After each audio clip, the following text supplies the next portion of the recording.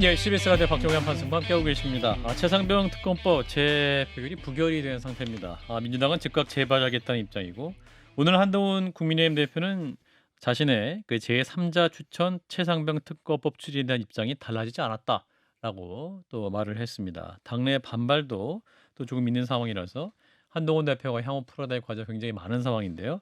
이 시간에는 국민의힘 호준석 대변인과 말씀 나눠보겠습니다. 어서 오십시오, 대변인님. 안녕하십니까, 반갑습니다. 예, 두 분의 인사 나눠주십시오. 안녕하세요. 안녕하세요.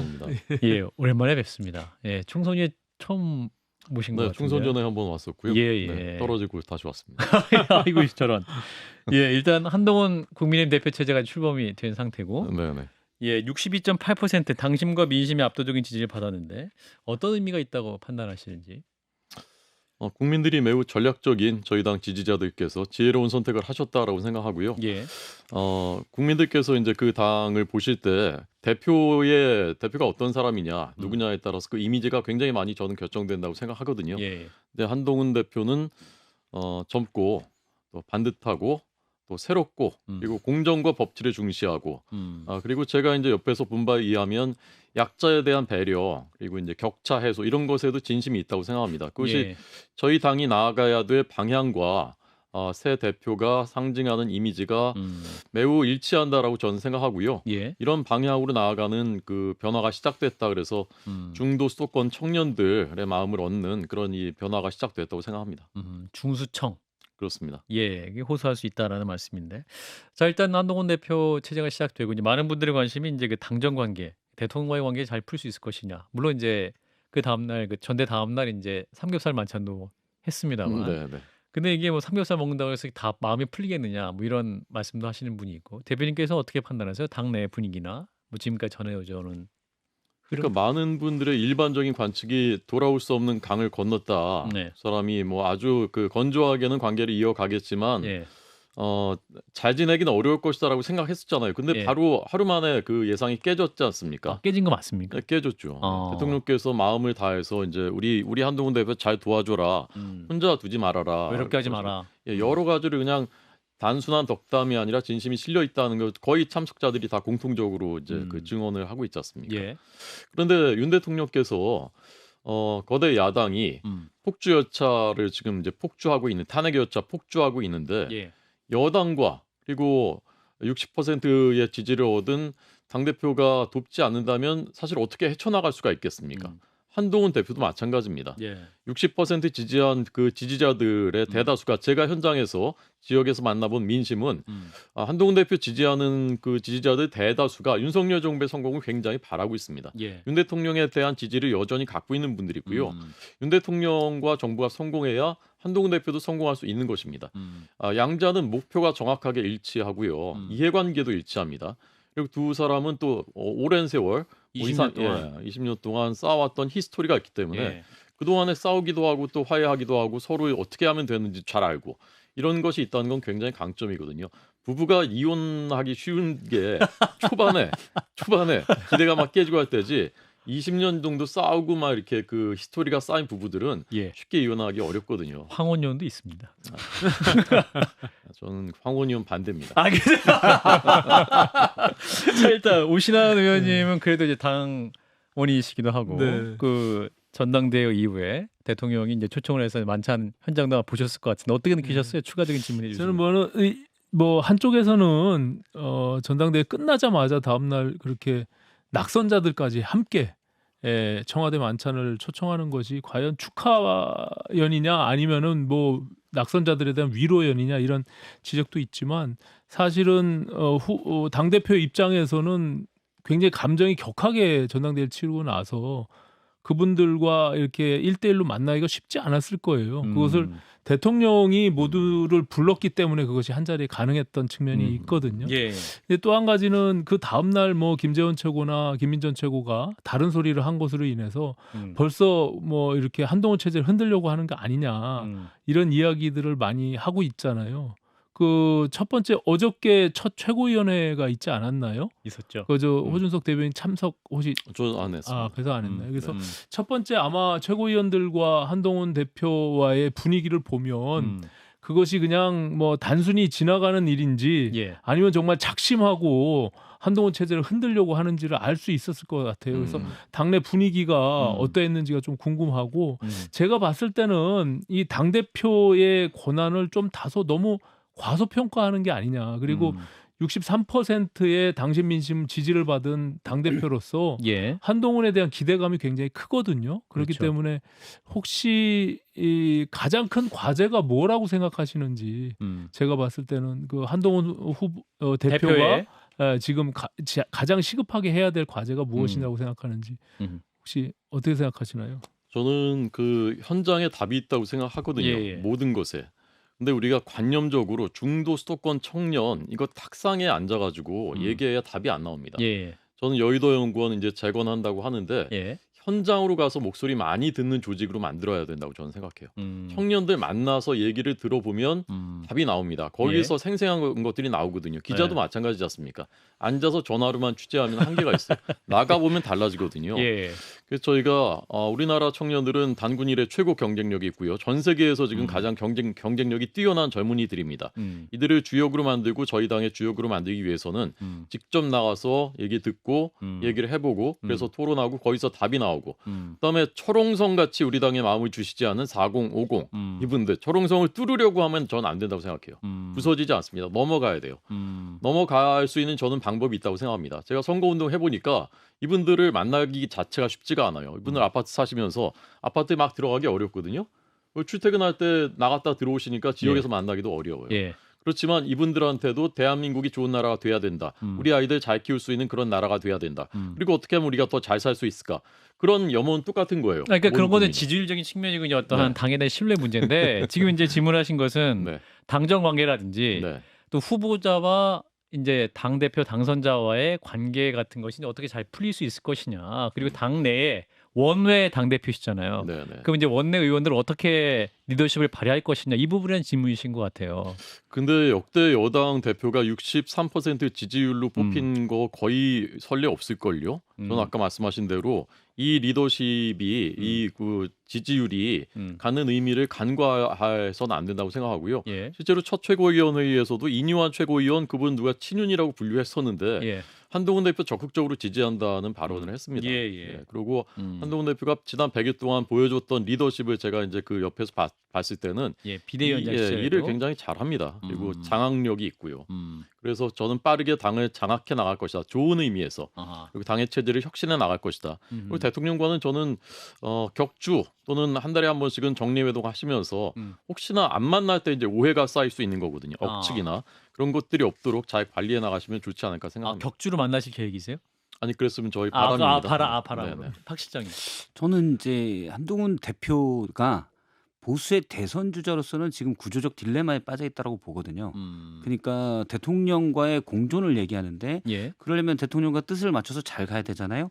대통령이 민심을 얻고 있냐? 지금 못 얻고 있어요. 그건 총선 결과로 드러났고 예. 또 최근에 여러 주요 기관장들에 대한 인사 또 가장 최근에는 여사에 대한 그 경호처 면담 조사 이런 걸 봤을 때 대통령실이 하는 것들이 민심을 얻지 못하는 게 많아요.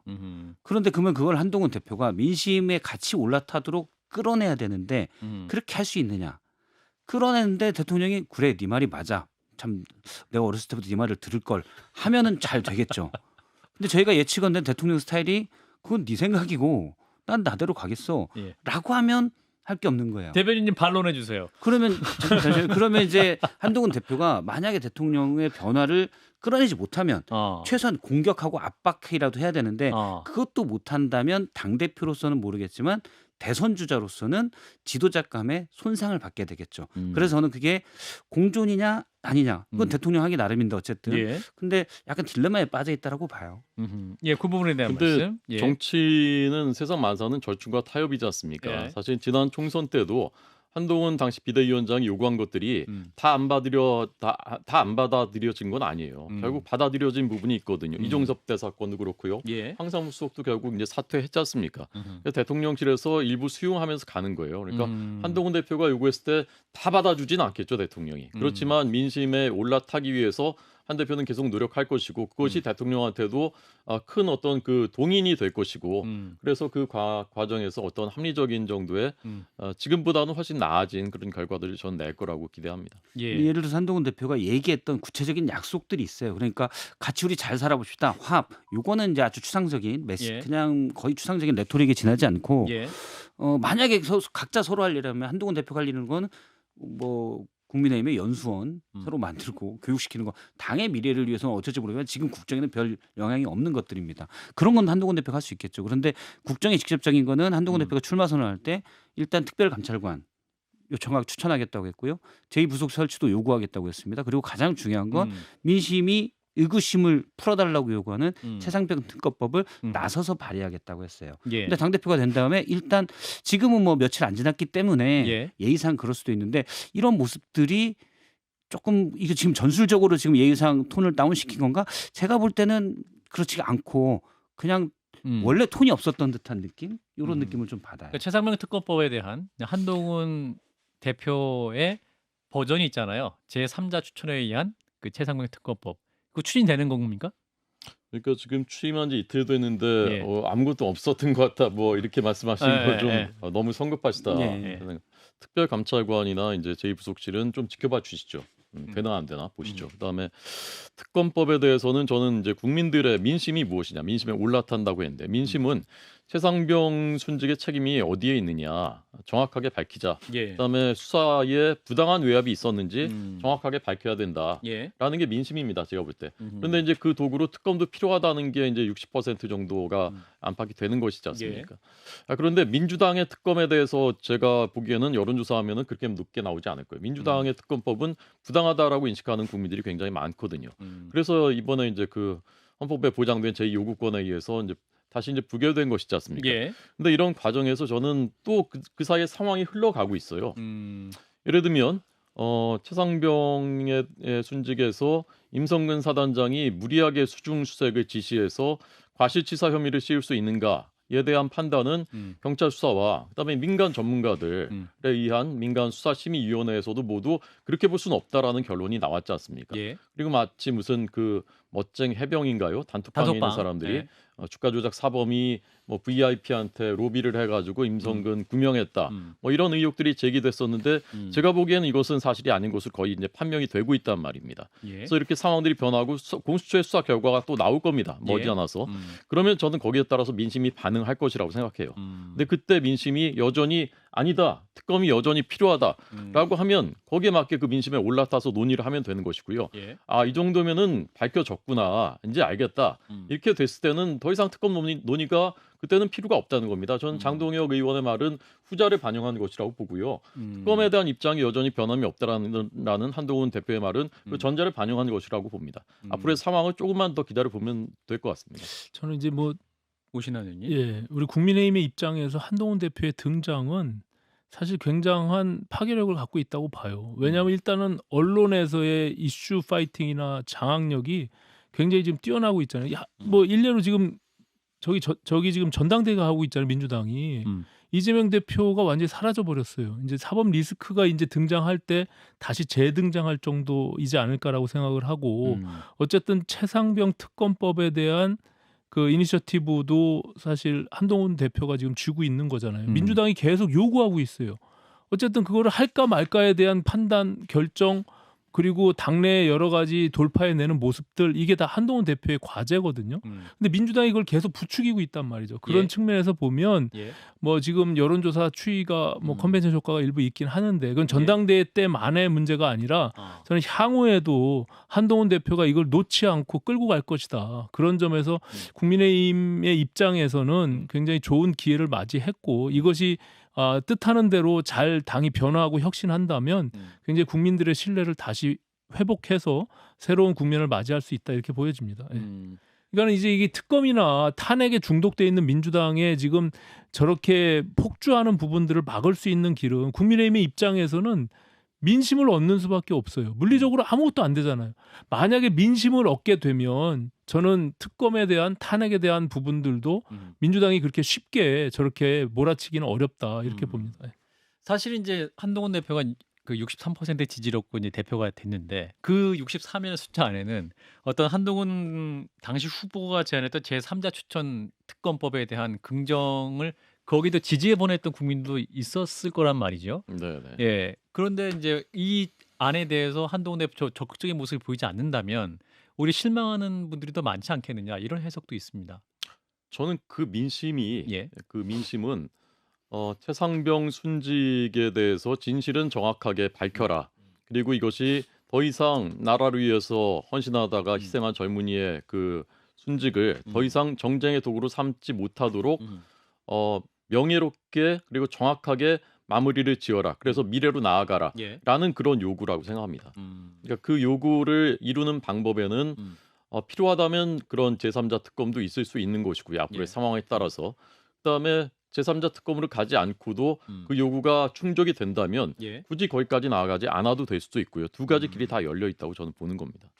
열려 있다. 모든 길이. 알겠습니다. 자, 이런 건데 김건희 여사가 지난 주말 토요일이죠. 이제 검찰 조사를 받았는데 제3의 장소에서 받았다. 이 문제가 굉장히 큰 이슈가 됐고 이제 어제 김건희 여사의 법률 대리인인 최주 변호사가 유튜브에 나와가지고 김 여사가 대국민 사과를 했다. 심려를 끼쳐 죄송하다라는 말씀을 했다라고 이제 변호인을 통해서 입장을 밝히셨는데 이 네. 부분은 당내에서 어떻게 보고 있습니까? 그러니까 저도 사실 이제 그 기사만 봤을 때는 예. 변호인이 굳이 왜 유튜브에 나가서 저런 말씀을 해? 좀 부정적인 그 인상을 받았었는데 예. 그 유튜브 전문이 다 있더라고요. 예. 영상도 있고 그래서 이제 아, 전문을 꽤나 긴데 제가 다 읽어보니까 예. 그게 사실은 이제 그 과정을 좀 소상하게 나름대로는 성의 있게 설명하는 그 과정에서 그 부분이 있더라고요. 그러니까 그것만 딱 떼내서 기사 제목으로만 보면 그게 이게 무슨 사과야? 이게 사과한 건가? 검찰 가서 무슨 사과라지?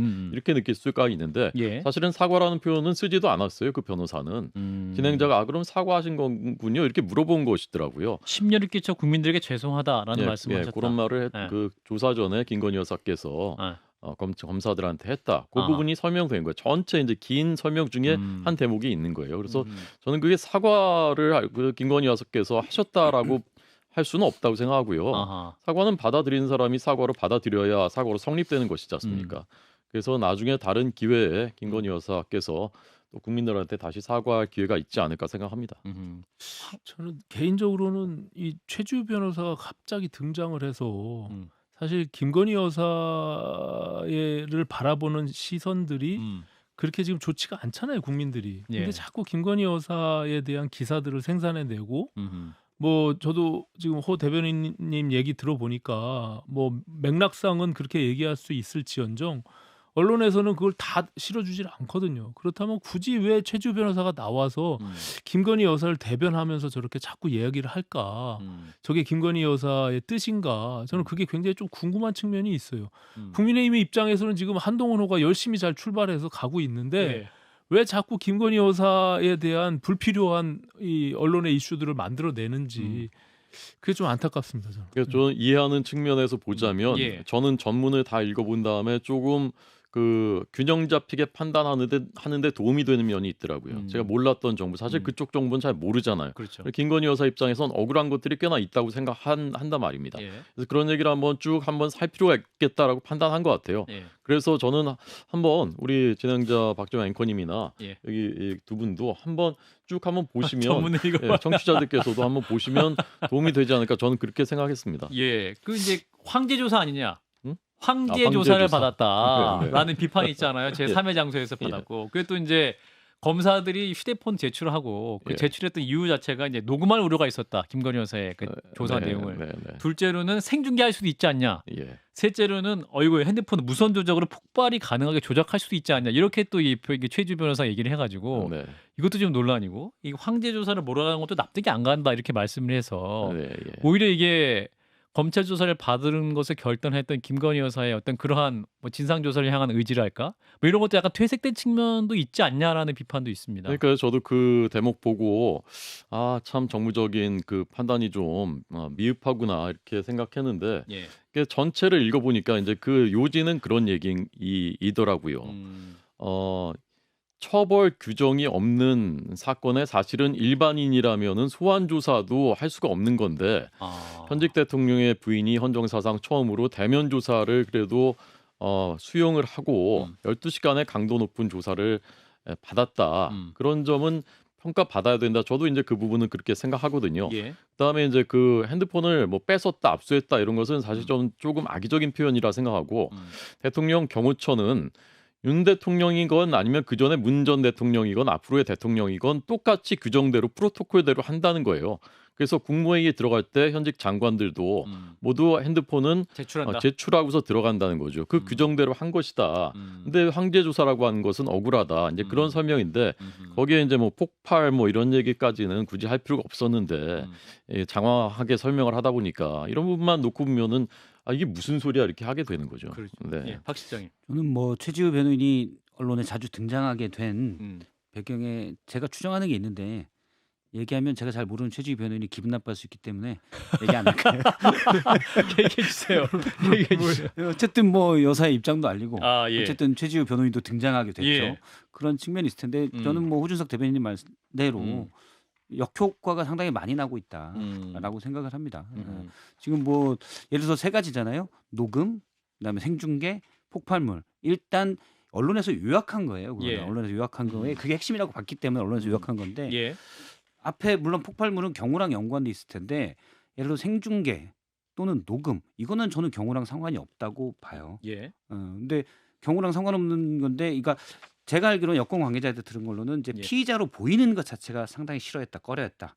그래서 조사 일정이 공개되는 거에도 상당히 여사 측에서 민감했고, 예. 그래서 내용이 혹시 노출되거나 그게 기록에 남을까봐 녹음이나 이런 걸 통해서 그걸 상당히 꺼려했다고 들었어요. 근데 예. 물론 꺼려했겠죠. 저 같아도 싫었을 거예요. 근데 하라면 우리가 검사가 하라고 하면 하잖아요. 여사는 그러면 법 위에 있게 되는 거죠. 물론 뭐 제가 정확히는 모르겠어요. 누구나 다 검사가 그런 요구를 했을 때 제가 진술하는 걸 녹음할 수 있으니까 핸드폰 반납해 주시고 들어오세요. 그럼 검사가 그걸 다 들어주느냐? 아니잖아요. 규칙은 제가 정확히 모르겠지만 일반인들은 그런 권리를 누릴 수가 없거든요. 예. 폭발물은 경호상 폭발 우려는 경호상 그렇다 쳐도 원래 그러면 전파를 통해서 신호를 주는 것들이 있기 때문에 그렇다 쳐도 그러면 여사의 일거수일투족이 그 정도 레벨의 경호 수준으로 다 관리됐었냐?